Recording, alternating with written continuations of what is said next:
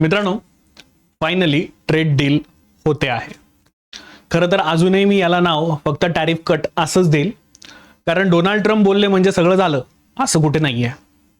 तर भल्या पहाटे उठल्यानंतर हे कळालं की डोनाल्ड ट्रम्प साहेबांनी त्यांचं जे देशी फेसबुक आहे, ज्याला ते ट्रम्प सोशल असं म्हणतात, त्याच्यावरती एक भली मोठी पोस्ट टाकली, आपण बघणार होती.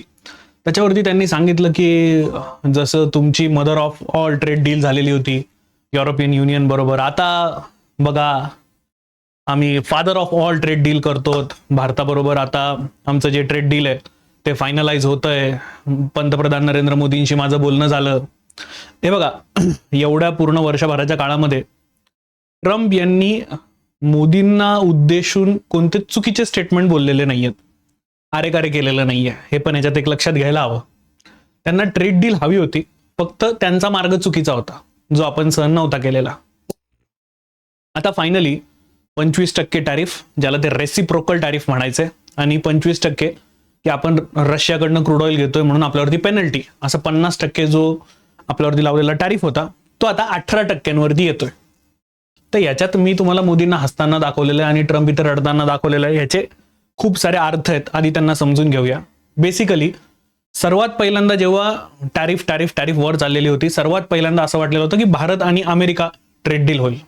पण मुद्दे दोन गोष्टींवरती अडकलेले होते. एक ॲग्रिकल्चर प्रोडक्ट, ज्याच्यात आपण त्यांना सांगितलेलं होतं की आम्हाला तुमच्याकडनं जीएम क्रॉप नकोय, जेनेटिकली मॉडिफाईड क्रॉप आम्ही तुमचं घेणार नाही. एक. आणि दोन, डेअरी, ज्याच्यामध्ये ते तिथल्या गायींना, त्यांच्या म्हशींना प्रोटीन रिच फूड खाऊ घालतात, ज्याच्यात मांस आहे. 2 मिनिटासाठी असा विचार करा की उपासाच्या दिवशी जर असं डेअरी आयटम्स भारतामध्ये आले, तूप, दही, लोणी, तर तुम्हाला चालेल का? तर उत्तर स्पष्ट नाही आहे. या दोन गोष्टींवरती ट्रेड डील अडकलेली होती. अजूनही बरेच मुद्दे असतील. इनफॅक्ट काल रात्रीच्या ट्रम्प यांच्या सांगण्यामध्ये आणि मोदींनी केलेल्या एक्स पोस्टमध्ये अजूनही पूर्ण क्लिअर झालेलं नाहीये की नेमकं झालेलं काय, घडलेलं काय. तर ह्या दोन मुद्द्यांवरती, डेअरी आणि ॲग्रिकल्चरवरती ज्या गोष्टी अडकलेल्या होत्या त्या कदाचित आता सुटलेल्या असाव्या, आणि आता फायनली आपण ट्रेड डीलकडे जातो. चला जरा त्याचं डिटेल स्पष्टीकरण घेऊया. मी सौरभ सोनवणे, तुम्हा सगळ्यांचं MPSC वालावरती स्वागत. मित्रांनो, तर राउटर्सला मी फॉलो केलेलं आहे. त्याच्यात वॉशिंग्टनमधनं न्यूज येते की US president Donald Trump on Monday announced a trade deal with India, आणि मग जे टॅरिफ्स आहेत त्याला 18%वरती घेऊन आलेले आहेत 50%. आता ह्याच्यात सर्वात पहिल्यांदा रडणारा आसिफ मुनीर असणार आहे, कारण त्याच्यावरती 19% टॅरिफ आहे. अमेरिकेची एवढी लुलूचुपू केली, अगदी रेअर अर्थ मटेरियल तिथं नेऊन दाखवले की बघा आमची रेअर अर्थ मटेरियल घ्या आमच्याकडनं विकत. एवढं सगळं करून सुद्धा त्याच्यावरती 1% टॅरिफ जास्त आहे. हा मधला काही हनीमून पिरियड त्याने एन्जॉय केला, पण मग आता त्याचा असर काही राहणार नाहीये, कारण युरोपियन मार्केट पण भारत ओढणार आहे आणि अमेरिकन मार्केट पण भारत ओढणार आहे. भारतातल्या एक्सपोर्टरची बल्ले बल्ले होणार आहे, एवढं मात्र क्लिअर. दोस्तांनो, आता बेसिकली ट्रम्प जे काही बोललेले आहेत त्यासाठी सगळ्यात महत्वाचं म्हणजे ते हे मेक अमेरिका ग्रेट अगेन. त्यांचा एक वोटर बँक आहे, त्या वोटर बँकला ते खूप मोठ्या गोष्टी सांगत असतात. 2 लोकांच्या पोस्ट मी तुम्हाला दाखवणार आहे, एक ट्रम्प आणि दुसरे मोदी. ट्रम्पने त्यांच्या पोस्टमध्ये बरंच काय लिहिलेलं आहे की भारत आता क्रूड ऑइल घेणं बंद करेल, याव ट्याव. असं होईल असं मला वाटत नाही. आपण रशिया आपला ऑल वेदर फ्रेंड आहे, त्याने आपल्याला दरवेळेला मदतच केलेली आहे. भारत काय, जर आपल्याला व्हेनेझुएलाकडनं थोड्या अजून कमी पैशात क्रूड ऑइल येत असेल तर भारत त्याला हो पण म्हणेल, पण भारत रशियन ऑइल बंद करेल असं मला तरी दूरपर्यंत वाटत नाही. कारण या सगळ्या लफड्यामध्ये हे तर नक्की कळलेलं की ह्यांच्या मागे लागण्यात काय उपयोग नाहीये. अमेरिकेमध्ये येत्या नोव्हेंबरमध्ये इलेक्शन्स आहेत, मग तिथल्या जनतेला खुश करण्यासाठी आपण काय करू शकतोय हे करण्याच्या मागे तो व्हेनेझुएला सारखा मॅटर या साहेबांनी करून ठेवलेला होता. दोस्तांनो, ट्रम्प त्यांच्या ट्रम्प सोशलवरती काय लिहितात बघा. It was honour to speak with prime minister Modi of India. प्रत्येक ठिकाणी जे कॉमा आणि फुल स्टॉप दिलेले आहेत ते नीट वाचावे तिथे. दिस मॉर्निंग, आज सकाळी म्हणजे काल त्यांची सकाळ. He is one of my greatest friends. माझ्या जे बेस्ट फ्रेंड्स आहेत त्यांच्यापैकी हे मोदी माझे खूप चांगले मित्र आहेत. A powerful and respected leader of his country.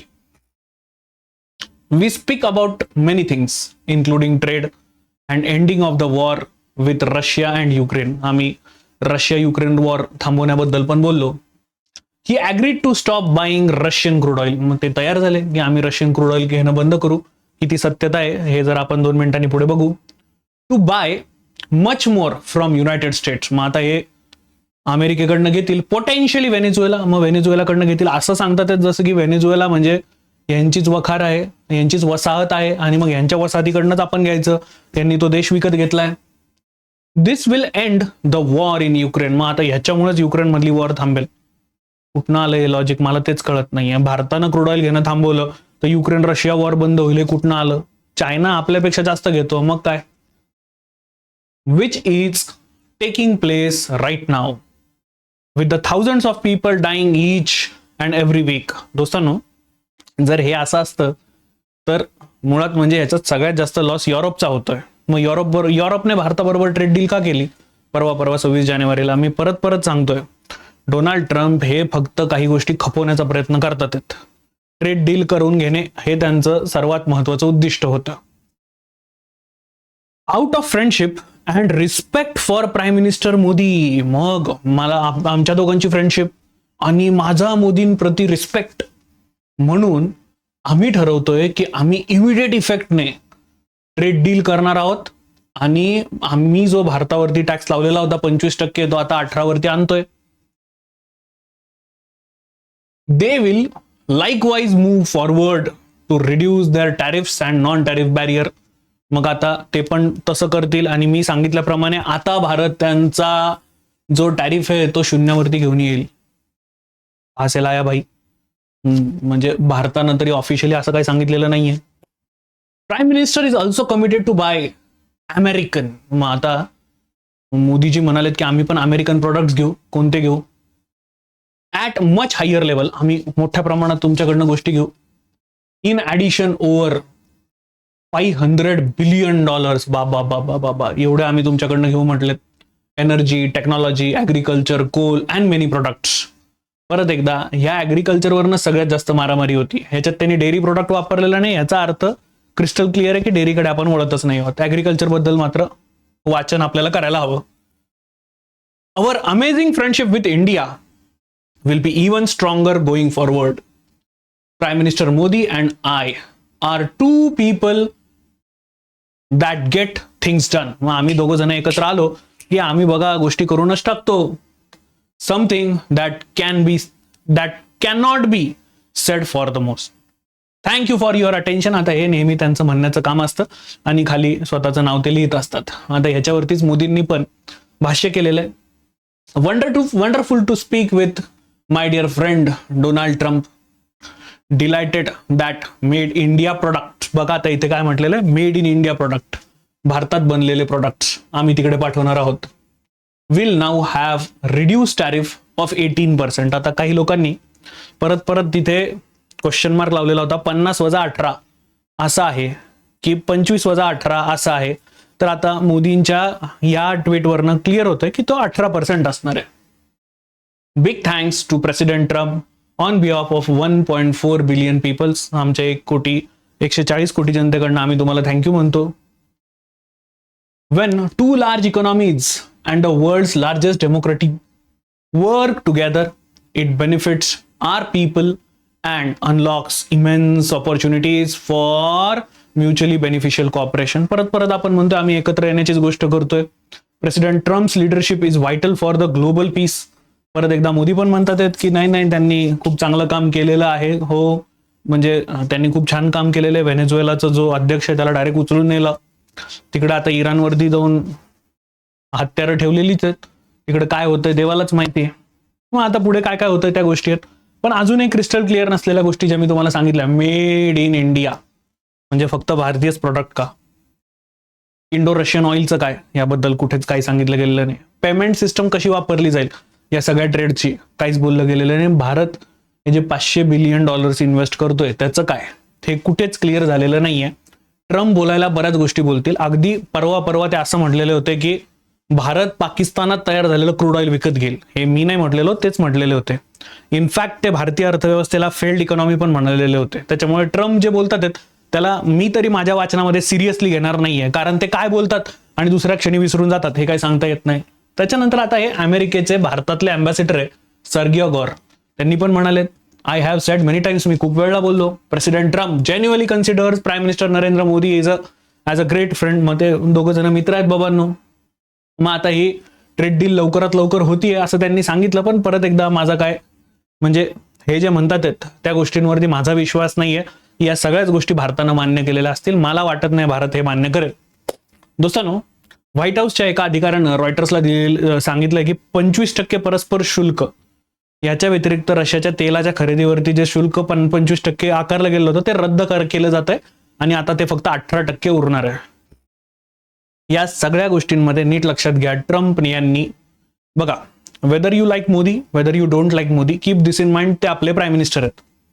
जर त्यांना कोणी वाईट म्हणत असेल तर ते 140 कोटी जनतेला पण वाईट म्हटल्यासारखं आहे. या पूर्ण प्रोसेसमध्ये ट्रम्प यांनी ही एक गोष्ट नक्की फॉलो केली की त्यांनी मोदींना भलं वाईट बुरं वाईट बोललेलं नाहीये. ते दरवेळेला म्हणाले prime minister Modi is a great man, he is a very good friend of mine, असंच सगळं काही. मग आता ह्याच्यात आपला फायदा कसा आहे तो पण एकदा समजून घ्या. इंडियन एक्सपोर्ट्सला आता नवीन दारं उघडी होतात आहेत. युरोपियन मार्केट तर आपलं बनलंय, आता अमेरिकन मार्केट जे आधीपासून आपलं होतं ते आपलंच राहणार आहे. जरा नीट बघा, या सर्व कंडिशनमध्ये जो चायनावरती टॅरिफ आहे तो ऑलमोस्ट 37% आहे, ब्राझीलवरती ऑलमोस्ट 50%, आफ्रिकेवरती 30%, म्यानमार, लाओस यांच्यासारख्यांवरती 40%. यांच्याबद्दल आपल्याला देणं घेणं नाहीच आहे. देणं घेणं आपल्याला इथे हे बांगलादेश, पाकिस्तान सारखे हे जे लोक आहेत ना, हे जाऊन तिथं भिका मागायचे आहेत की अहो आम्ही खूप गरीब होतो, आम्हाला तुम्ही मदत करा, आम्ही नाही हो एवढं सगळं अफोर्ड करू शकत, आमचा माल तुम्ही बिना टॅरिफचा घ्या.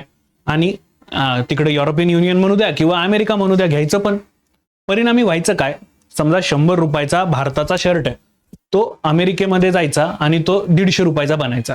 वरच जो पाकिस्तानचा शर्ट आहे तो 19 रुपयाचा राहायचा, परिणामी तो विकला जायचा. आता तसं होणार नाही. आता भारताचा शर्ट पण 118 रुपयाचा असेल. म्हणजे काय, कॉम्पिटिशन होणार आहे. आणि भारतामध्ये प्रोडक्टिव्हिटी आहे आणि प्रोडक्शनची स्केल आहे, त्याच्यामुळं भारत प्रोडक्शन कॉस्ट अजून कमी करेल आणि त्याचा फायदाच होईल. दोस्तांनो, ही ट्रेड डील अनाऊन्स केल्या सकाळी मार्केटचे सेंटिमेंट्स होते की निफ्टी 5%ने दणकनवरती गेलेला होता. आता सध्याची कंडिशन काय आहे, रेकॉर्ड मला माहिती नाहीये, कारण 1 तासभर झाला असेल, मी ही माझी सगळी स्लाइड बनवत होतो.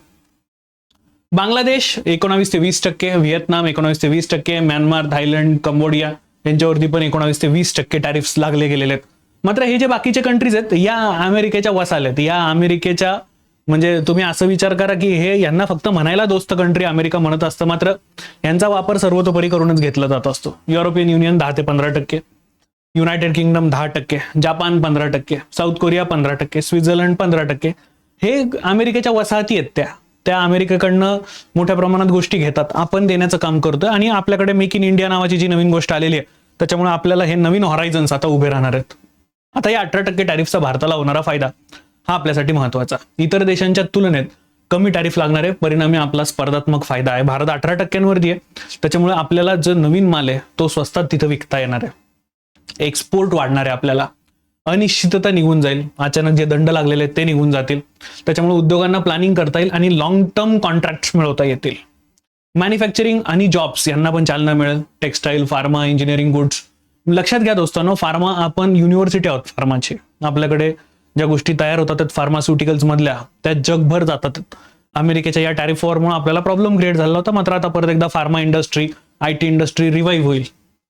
Engineering goods, auto components, IT hardware, हा US मोठ्या प्रमाणामध्ये इथे मार्केट असल्यामुळे आपल्याला फायदा होईल. मेक इन इंडियाला बळ मिळेल आणि परिणामी भारतात रोजगार निर्मिती होईल.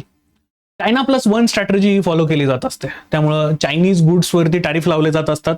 कंपन्या पर्याय शोधतात आणि भारत हा त्यासाठी सर्वोत्तम पर्याय मित्रांनो आहे. दोस्तांनो, याच्यामुळे ट्रेड वॉर टळली जाणार आहे आणि ग्लोबल इमेज सुद्धा भारताची जी आहे ती सुधारली जाणार आहे.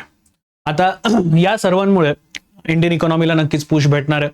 तुमचं सगळ्यांचं याबद्दल काय मत आहे, मला जरा खाली कमेंट करून नक्की कळवा की तुम्हाला काय वाटतं या सगळ्या ट्रेड डील बद्दल.